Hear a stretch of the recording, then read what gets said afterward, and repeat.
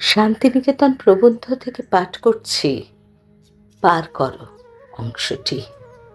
তারিখ 11ই পৌষ। সেই যে সেদিন ভাঙা মেলার ভোর রাত্রে নানা হাসি তামাশা গোলমাল, তুচ্ছ কথার মাঝখানে গান উঠেছিল, হরি আমায় পার করো। সে আমি ভুলতে পারছি নে, সে আমাকে আজও বিস্মিত করছে। এই যে কথাটা মানুষ এত দিন থেকে বলে আসছে, আমায় পার করো, এটা একটা আশ্চর্য কথা। তার এই আকাঙ্ক্ষাটা আপনাকে আপনি সম্পূর্ণ জানে কি না তাও বুঝতে পারিনি।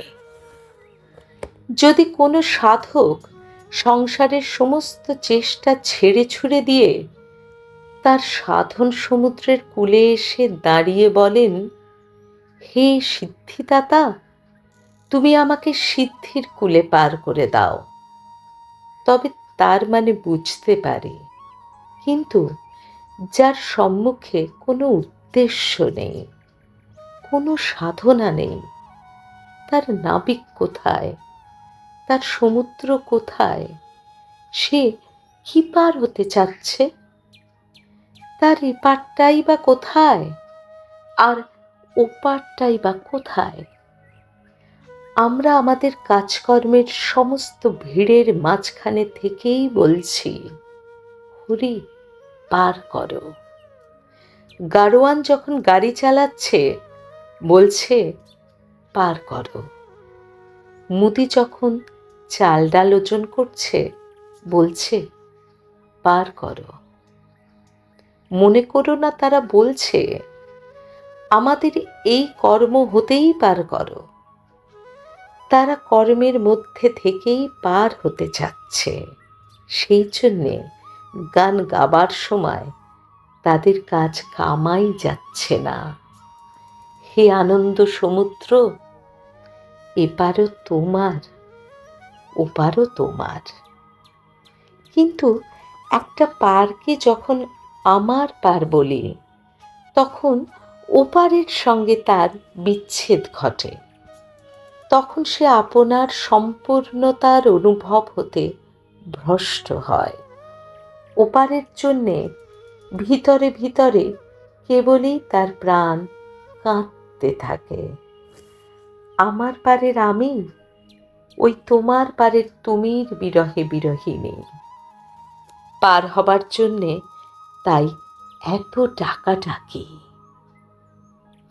এইটা আমার ঘর বলে আমি লোকটা দিন রাত্রি খেটে মরছে, যতক্ষণ না বলতে পারছে এইটে তোমারও ঘর, ততক্ষণ তার যে কত দাহ, কত বন্ধন, কত ক্ষতি, তার সীমা নেই।